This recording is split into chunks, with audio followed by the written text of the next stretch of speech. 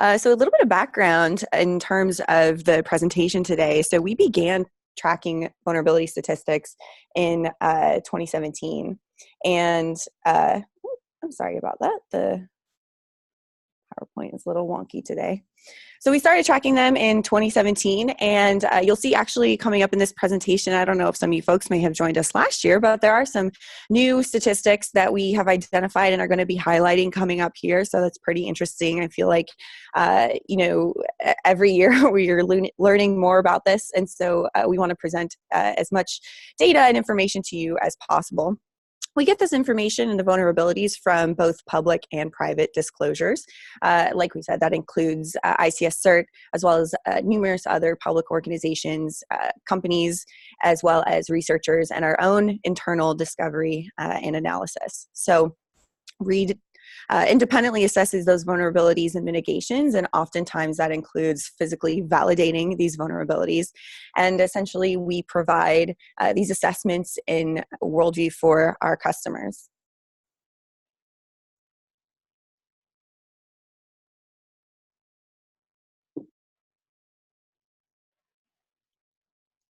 Today, we are going to go over the vital statistics, which are essentially the key takeaways from the 2018 assessments. One of the things that we are going to be pointing out here are the issues with advisories. And I just want to point out too that we're not doing this, to pick on any organization or company or group, but we really want to identify those trends and reporting errors and effectively make it so that we can come up with solutions for better vulnerability reporting. Obviously, this stuff is really important, right? So asset owners and operators are using this vulnerability information that's been published by these organizations to apply within their own environments and to determine, their patching and mitigation efforts and strategies.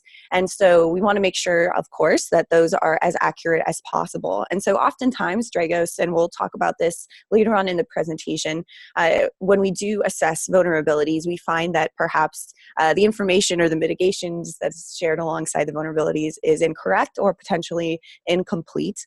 And so we do our best to try and fill in those gaps and provide more information along those lines. And again, moving forward, we really want to think about, how the community can improve vulnerability reporting, possibly offering some solutions, as well as, identifying some of these trends in this data does show that things are improving. So we will touch on that in a little bit. So I'll leave it to Reid to take us to the next one. Thanks. Sure. Yeah. So I guess I'll talk through this. We'll start off talking about some vital statistics with advisories. I mean, these are always kind of interesting bits of information. When we publish our own internal advisories, we tend to record a whole bunch of statistics about the public advisories that have come out.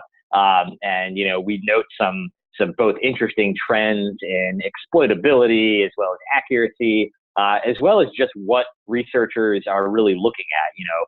That kind of falls into the proximity to network border. Where on a typical industrial control systems network are these bugs typically being found? We'll also look at, industrial impact of exploitation from vulnerabilities in the space. Then we'll look at some of the mitigations or lack of mitigations that happen a lot in advisories. And finally, do a little dive into advisory accuracy. So that'll be the statistical analysis portion of this. So in 2018, we looked at 204 distinct advisories, and most of these come through ICS CERT. There are a few that come through independent OEM certs, like product certs. And then just a few of these don't actually have, they're things that I wouldn't call industrial specific, but they're advisories that apply to systems we commonly see in the industrial space, but that, just don't get widely reported. Those would be things like, Cisco firewalls or other IT components that, typically are actually used in an industrial space. So of those 204 advisories, there were actually 445 independent vulnerabilities. So a lot of advisories, of course, have quite a few vulnerabilities associated with them. Some advisories come out and only have one actual vulnerability listed, but a lot of them have, 4 up to 8 distinct vulnerabilities contained in one advisory.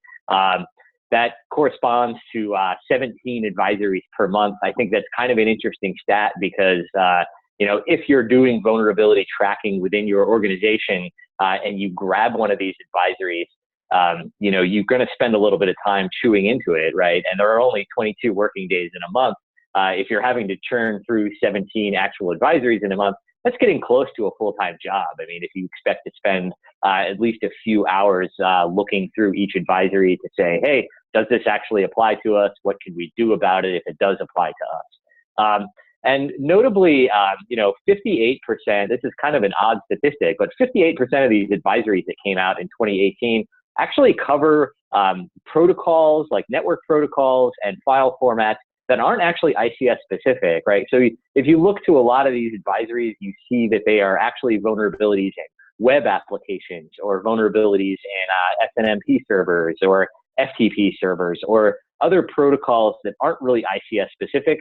There's not a whole lot to say about that. We'll talk about it a little bit later, but it's just kind of an interesting stat when we're thinking about advisories in terms of their ICS specificity. So another thing we'll look at here is, network border proximity. So this is kind of a look at where on an industrial network, the vulnerable system lives that happens to be, impacted by this advisory. One of the things we found is that like less than 20% of these advisories that come out would be something that would be perimeter facing, right? So that would be something like a VPN gateway, an OPC server, a data historian. The remainder of those, close to 80 or probably over 80% of those advisories are things that you wouldn't normally think of as a way to get into a network. They would be something that you would think of as, once an attacker has access to the network already, they might use these bugs to either pivot around inside of the industrial environment or more likely not use them at all because they're not necessary. And the reason that I say not use them at all because they're not necessary is just once you have access to the interior core of an industrial network, you're usually dealing with protocols that lack authentication, right? So, if you have access to a network where PLCs live or even engineering workstations live, very few of those protocols even support basic authentication. So it doesn't seem like those advisories would typically give an attacker much of an advantage, if they were to be patched or mitigated. So a little breakdown with a little more specificity on that is, we looked at that statistic saying 18% of those advisories apply to perimeter facing systems. So those would be, network gateways or cellular gateways, VPN appliances, industrial firewalls, industrial OPC servers, and data historians. Of that remainder 80%, 41% of the advisories apply to HMI software and engineering workstation software, right? So those are components that those systems have a lot of access to your control systems environment. In fact, you might even say that they're kind of keys to the kingdom in some sense. So, those are part of that 80%. 1% applied to protocol translators. And I should clarify that by protocol translators, I don't mean OPC servers. I mean typically like industrial protocol appliances. So those would be Ethernet to serial converters or kind of data aggregators that function only as an RTU, right? That don't perform their own logic. They just take like, for example, Modbus traffic on a lower level network and, wrap it up into some DNP3 mapping that then is provided to an OPC server or to a data historian. 12% of all the advisories applied to field devices. So those would be, PLCs, RTUs, and other sorts of devices. 9% of the advisories in 2018 actually applied to like building access control systems. So those were a combination of kind of building management that are more the HVAC line, as well as physical security, like badge card readers, video camera systems, and digital video recorder systems. Other things that you would associate with physical access control or like physical plant management that isn't directly related to the process. One of the more interesting stats that we looked at was errors in public advisory. So we talked about this at the end of last year we had the 2017 year in review, and it's kind of an interesting presentation as well. You might want to go watch it to see what's changed and what hasn't. But one of the things we were tracking were errors in the public advisories. So these are advisories that come through ICS Cert as well as vendors. So a lot of those advisories use this common vulnerability scoring system for actually scoring the severity of a vulnerability. And I put a little asterisk there. We'll talk about that a little bit later. But one thing we noticed, or we started noticing in 2017, is that there are actually quite a few mistakes in those CVSS scores. And some of them are correctable and some of them are not. But the actual error rate that we found through 2018 was 32% of all of those public advisories had errors in the CVSS scores. And in fact, if you look at it by CVE, so remember this is 32% of the 204 advisories. If you look at it by CVE, remember there were 445 CVEs. I think it's more closer to 36% of the CVEs had errors. So this actually varies a little bit. So there is a little bit of good news here. It's when vendors produce their own advisories, they actually have a lower error rate. It's skewed a little bit because there's one vendor, and if you do your homework, you'll see who they are, but there's one vendor that produces more advisories than any other by far, and they tend to produce advisories with a low error rate. One notable thing here was this third-party bug broker error rate. When researchers work with a third-party bug broker, which is like not working with the vendor directly, not working with ICS Cert, the error rate actually is a lot higher there. And the rate there was 55 to 56%. Some more statistics, because we all love numbers. We had talked about a number of advisories that are impacting PLCs and other industrial controllers. Well, if we categorize those by kind of industrial impact, we would say 25% of those advisories have like a very low level impact on the control network. Those would be everything including PLCs, network switches, the serial to Ethernet converters, that sort of thing. Whereas the remainder 73% cover those other interior control systems environment. But where that comes into play is when we start talking about loss of view and loss of control. We talked about these statistics last year as well. There's not a whole lot of movement here, except in the case of operations impact. So in the case of looking at loss of view and loss of control as operations impacts, advisories that result in both loss of view and loss of control upon exploitation is just over half. I think last year that rate was about 55%. Just loss of view, meaning there's loss of view and no loss of control caused by a vulnerability, is only 5% of advisories. Just loss of control being 3%. The operations impact, though, was kind of interesting. More research was done on areas that wouldn't have an operations impact. Some of that has to do with the fact that more folks are paying attention to things like video recorder systems, things like building access control. There wouldn't be a direct operations impact from exploiting those kinds of systems, but people are spending some time researching them. I do think that they're interesting. I do think that they're important, but they won't result in a direct impact on the process. And then, of course, we have some where we just can't figure out exactly what the impact would be.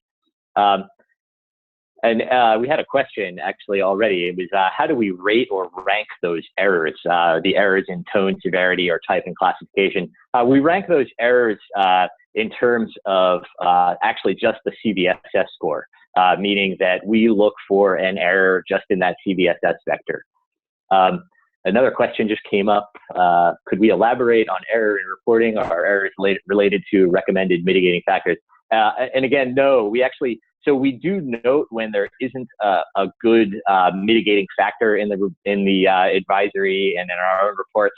We'll include some extra mitigation advice, but we don't actually count that as an error.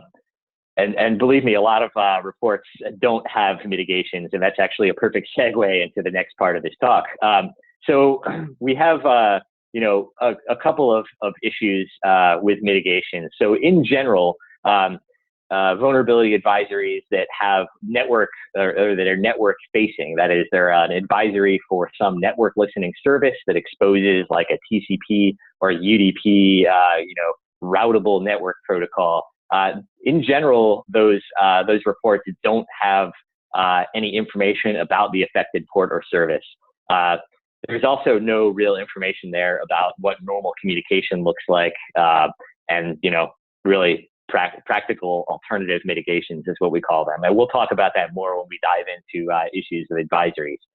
We also saw a lot of the local advisories lacking the file extensions to watch for, as well as really basic advice like DLL hijacking advice. But let's look more generally at the statistics here. Advisories that actually came with a patch, meaning that, hey, the advisory came out and said there's a new version available, download this update. 81% actually came with a patch. That's a very slight improvement over last year. The last year, 79%. The next stat is, is there other mitigation provided with the advisory? This year, only 21% of the advisories came out that provided some alternate mitigation that would include something like a port number or the DLL hijacking protection or file type to keep an eye out for. It's hard to, again, I don't want to say that too much that these are trends. That number is down 7% from last year. I mean, it's very difficult to say if that's a trend. That is a movement in the wrong direction. I don't want to say it's a trend based on 2 data points, though. Advisories that had a patch available but didn't provide any mitigation was 64%. That's a movement slightly down from last year. No patch and no alternate mitigation. We had 16% of advisories. That's a movement up. Again, that's kind of the wrong direction. That means the advisory came out and basically said, hey, there's no patch available. We're also not going to provide you with the information needed to, restrict access to the network service. I kind of view those advisories as not advisories. I think, the point of an advisory should be to advise, to provide some actionable guidance. And if you're not providing a patch and you're not providing any information about the affected service, you're not really doing what the advisory says you're doing. And finally, if there was no patch, but there was an alternate mitigation, just 5% of advisories had that information in them. So a little bit of a deeper dive into that. We had, we kind of separate these advisories as being network exploitable or not.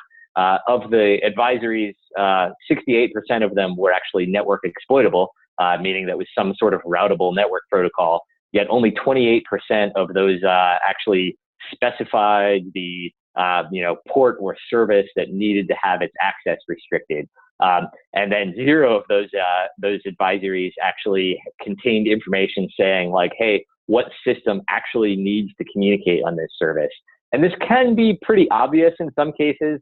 If there's like an embedded device that you use a web application for commissioning, it might be a PLC where you can do some initial setup via an internal web service.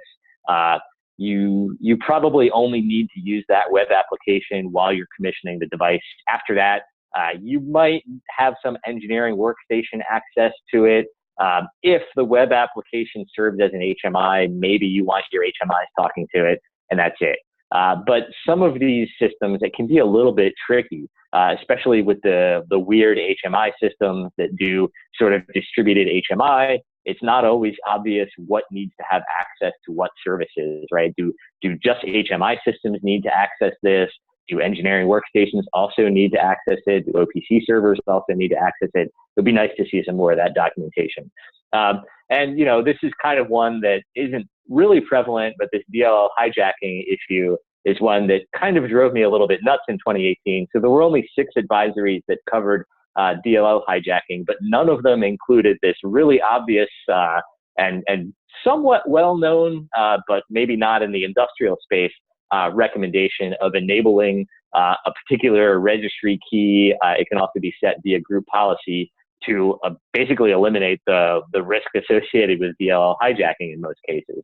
It would be nice to see advisories include that kind of advice because that's something that's specific and actionable. A look into advisory accuracy. Again, this is something that we started to talk about at the end of the 2017 with the 2017 year in review. This is an example of inaccurate public advisories. And these are what we count as part of our advisory errors. So in this case, this is, I don't even remember the ICS cert alert number, but this is or ICS cert advisory number, but this is an actual example. This is Wecon Pi Studio.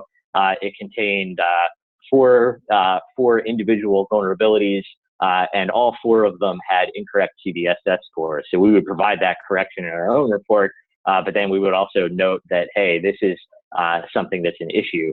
And in this case, this is a really common issue, which is that somewhere along the line of the vulnerability reporting, this is a file parsing or file format vulnerability in this case. Somewhere along the line, somebody introduced the idea that this was somehow network exploitable, and that ended up being published in the public advisory, even though that's not true. You know, we actually went to the original researchers and said, hey, should this really be AVN or should it be AVL? And they came back and said, yeah, it should be AVL. And, you know, so at least we were right there. But this is something that we track as part of that 32% error rate. And we had a quick question. It was, did we see any advisories include a reference to custom snort rules? We have seen a few public advisories that do include references to snort rules. Those tend to be snort rules that are published through Cisco. So they're basically snort rules that are pay for. They're not ones that are publicly available. And that tends to be, you know, advisories that come out of like Cisco or Cisco Talos research projects. And I think that's great that they're producing rules. I mean, of course, I wish that they were free, but hey, you know, we all have to get paid. And then there's also a reference here to the old QuickDraw project. Yeah, QuickDraw used to have, it hasn't been updated in quite a while, but if you aren't familiar with the QuickDraw rules, they are worth looking into as far as, you know, providing a mitigation against insecure by design use of protocols and other things. So again, that was 32% of all the advisories had some incorrect CVSS scores in them. That's 36% of all the CVEs. That rate, though, of course, depends upon where the data is coming from. You know, we kind of alluded to this before. You know, the vendor-produced advisories actually have a much lower error rate. So in that case, only 18% of their advisories have issues. If the researcher contacts the vendor first, that can usually be told by looking at the advisory language. Usually it'll say, you know, the researcher worked with the vendor and then reported it to ICS cert, or, you know, just the researcher worked with the vendor and then produced this advisory. You'll see also a lower error rate there at 24%. If you see an advisory coming through a third-party bug bounty program, definitely look at it with a little bit of skepticism and, you know, a fine-tooth comb and say, hey, is this advisory accurate even, especially if you're using that CVSS score as an input to your decision as to whether, you know, you need to apply patches or other mitigation. A look at vulnerability severity, that's also kind of interesting. You know, we'd hinted about this a little bit last year too, but here's like a concrete example, and I think I may have even talked about this. This is actually one from 2018, but it had come out before our 2017 year in review. So this is kind of that asterisk I had talked about before, where CVSS is sometimes rating the exploit, not the vulnerability itself. This is a vulnerability in the Phoenix Contact mGuard device. The advisory here, you know, gave this a CVSS vector, basically saying this is a locally exploitable thing that requires user interaction.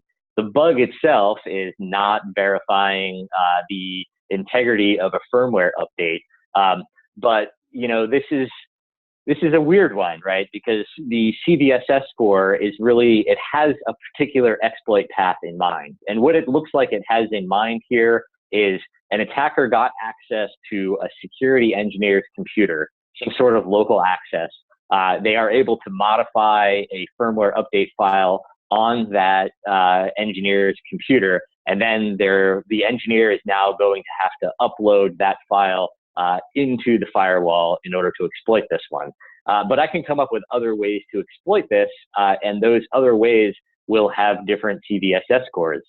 For example, if I man in the middle the download, right, the engineer's download, that would be something I could do from the network. So it would be either AVN or AVA, meaning it would be either a network exploitability thing or a network exploit or an adjacent network exploit, depending on how I do the man in the middle. It would probably have a high attack complexity. It would still require user interaction. So that would be a different CVSS score and a different number. Another mechanism I could use here is if I'm a malicious insider, right? So that would be something that requires me to have privileges. So that would be PR:H, meaning I am already a local administrator on this thing. And I would be able to do it via the network. Let's say I'm a, malicious insider. I think I'm about to get fired, so I want to load up a Trojan firmware onto this firewall appliance and maintain my access after I get canned. That would be a completely different exploitation mechanism, but it would result in a different CVSS score if I were to score it that way. And not all vulnerabilities work this way, but some do, where we have kind of implicit biases that work their way into the score, where we think somebody could only exploit this in a given way when there might be more than one way to do it. And in this case, this is an example of the malicious insider is an example of where fixing the vulnerability doesn't actually change the ability to exploit the device in the same way. In this particular appliance, if you have admin rights to the device, you could actually, I think, SSH into it and modify system binaries even without the firmware update verification failing. So now let's move on to issues and advisories. And we've touched on some of these already, but we'll look a little bit of a different angle at some of these. So first up, I want to give, ICS CERT some praise. Like, I tend to pick on them a lot. I do definitely, it sounds like I pick on them a lot because I point out a lot of errors in advisories. I don't want to throw them under the bus here. I don't think that all the errors in the advisories are their fault. But at the same time, I do want to call all of our attention to the fact that the advisories that come through them do tend to have a lot of errors. But one thing that I really excel at is not giving up. Like, I've worked with ICS CERT over the years, and sometimes I'll get an email from something that I reported years ago that I forgot about, and they're saying, hey, some forward progress has been made on this. Like, they actually keep bugging the vendors, so they are a great resource to go to, especially if a vendor is not responding. And I think that even an advisory with incorrect CVSS scores is still more useful than no advisory at all, right? It's better to know that you have some issue on your network than to not know. So some general errors that we still see with advisories. A lot of the examples of the error rate that we point to are, DLL hijacking and file format bugs that say things like, this is attackable via the network. It means AVN. Or they'll say something like, okay, it's a DLL hijacking or file format bug that requires no user interaction or that requires no privileges to the system, right? So that's an example of an advisory that just has a flat out incorrect score that's not even really debatable, especially when a DLL hijacking or file format bug has all three of those in combination, because no matter how you look at exploiting one of those bugs, it's got to fall into one of those categories. Another common issue that we've seen over 2018 is, a lot of routable network protocols that list adjacent access required or even local access required. And a lot of that comes down to kind of a misperception, probably on the part of the vendor, about what the CVSS score actually means. In a lot of these cases, you can argue with the vendor and say, hey, this should be AVN. And they'll say, well, yeah, it's a routable protocol, but it shouldn't be connected to the network, or it shouldn't be, basically end users should have some firewall rule preventing remote access. But that's not what CVSS really takes into consideration, right? CVSS just cares about, is the protocol routable? And again, that stat was 32% of all advisories had one of these types of errors in them. Another issue that we've seen is a lot of this lack of advice. In 2017, we had mentioned, like, okay, there's no alternate mitigation advice provided in a lot of advisories, but sometimes maybe there are just some vulnerabilities that we can't provide a mitigation for besides patching. Maybe something like a file format vulnerability, right? Like, what useful guidance can you provide against that? But I kind of want to take that back a little bit. Even in the case of like file format vulnerabilities, you can provide some basic information like file extension or something in the advisory that can help at least point hunters and point other people, on the security staff into figuring out, what's the risk exposure here, and where can I at least start looking to see if somebody is trying to use this. So kind of my take on it now is like there's always something that you can do. And again, those numbers were 21% of all the advisories had no alternate mitigation in them at all. And then, no advice at all. There's that 5% statistic again. And sometimes we encounter advisories that have conflicting advice, and we don't actually count these as errors, but they're just kind of worth noting and thinking through. So this is an example of one. This is ICSA 1806501. This is a vulnerability. Looks like this one's a vulnerability in a network switch.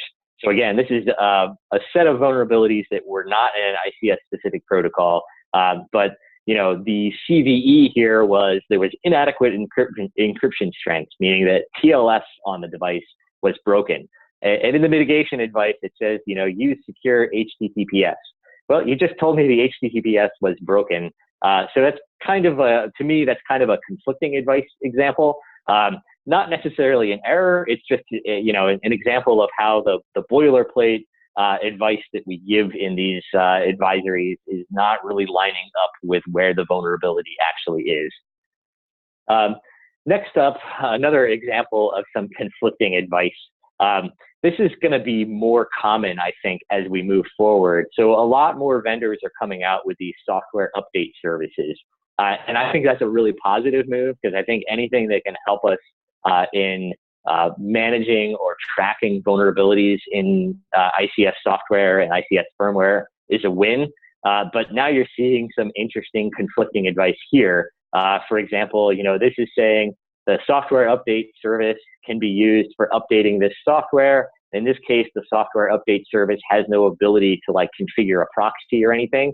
So the software update service actually needs to have direct access to the internet. But then, of course, the boilerplate advice in the same advisory says, don't connect the thing to the internet.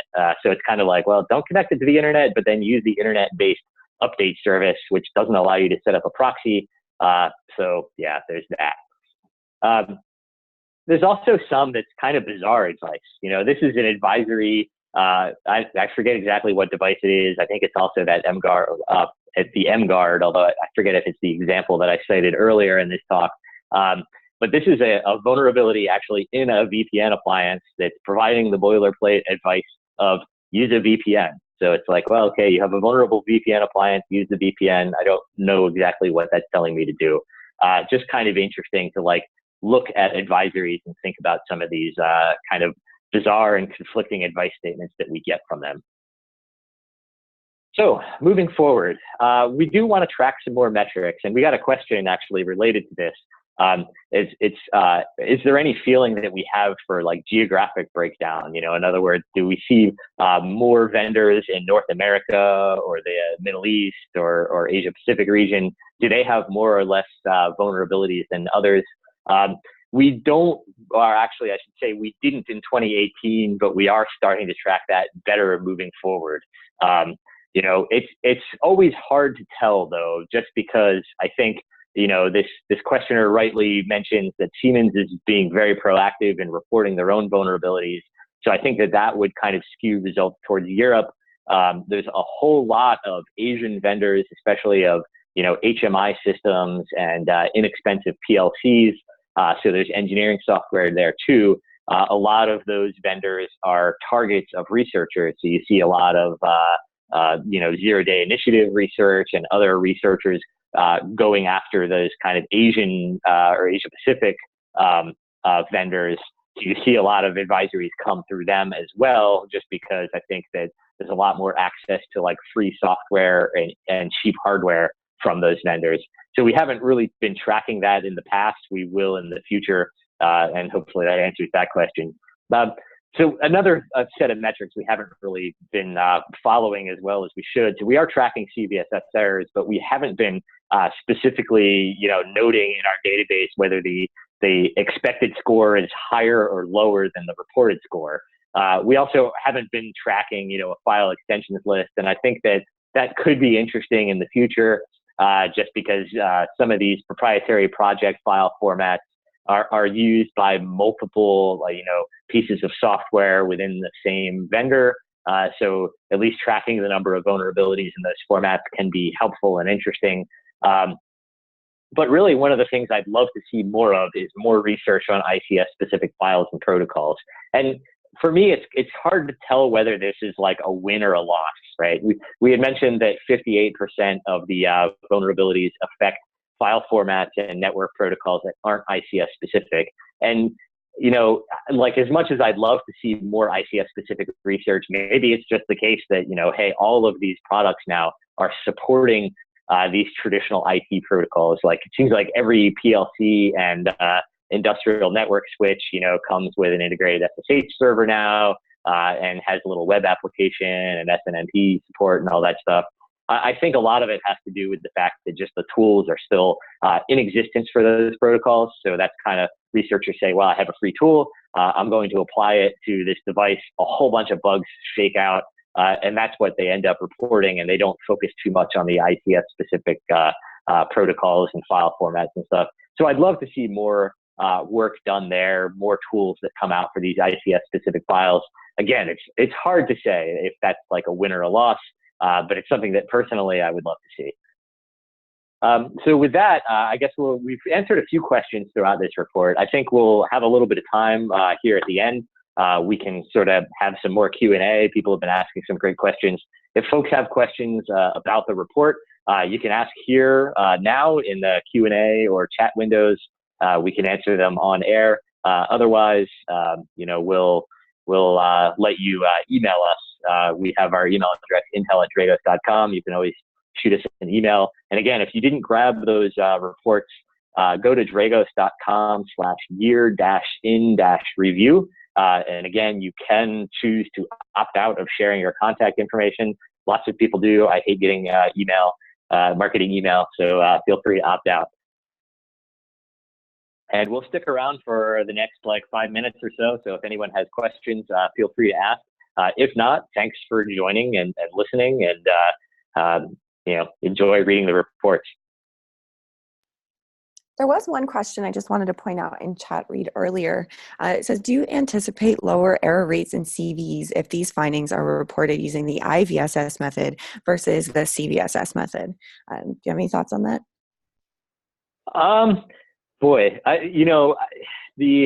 As far as like an industrial vulnerability scoring system, I haven't seen or I haven't looked at any specific implementation of that at this point.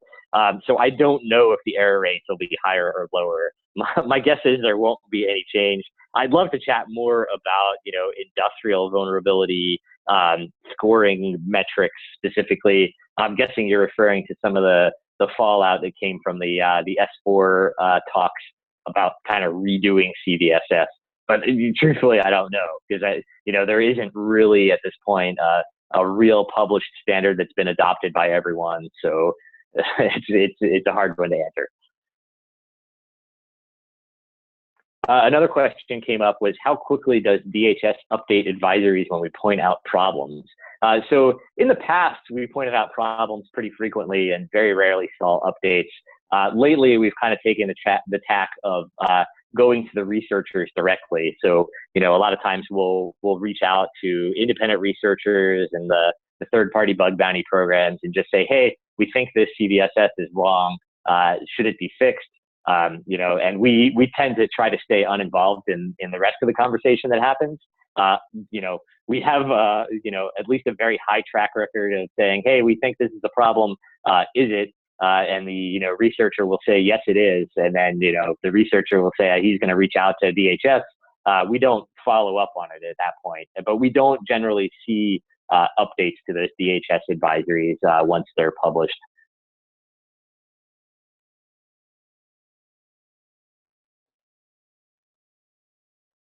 Another question came in asking if ICS certs quality is as good as other certs, or are vendors on the hook to make sure the advisories are good?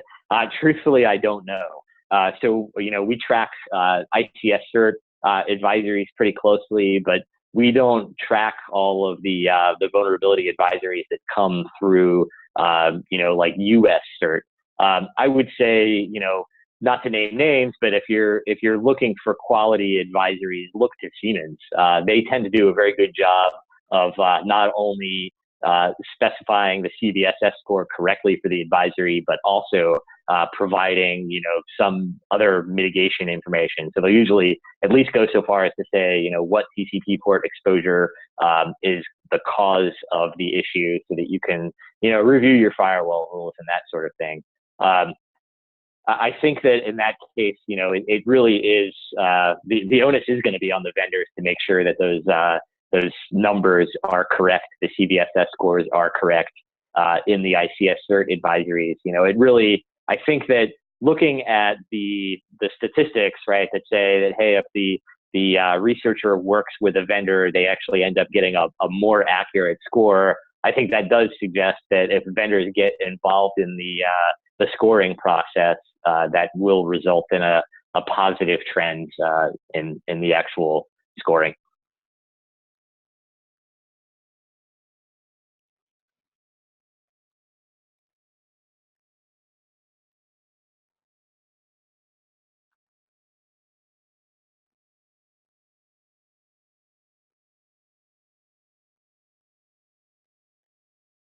All right. I think it looks like we're not getting any more questions, so we'll wrap it up there. Again, thanks everyone for attending. Really appreciate it. And if you haven't grabbed those reports, give them a grab. Thanks so much.